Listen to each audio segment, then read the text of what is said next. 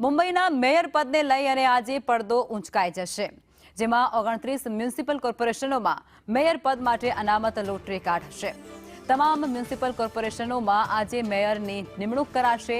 નવા મેયરની પસંદગી કાઉન્સિલરો દ્વારા મતદાનથી કરવામાં આવશે। શહેરી વિભાગ લોટરીથી મેયર પદ માટે અનામત નક્કી કરવામાં આવશે, જેમાં લોટરી કાઢ્યા બાદ મેયર કયા વર્ગમાંથી હશે તે નક્કી થશે। અનામતનો નિર્ણય એ રોટેશનના આધારે લેવામાં આવશે।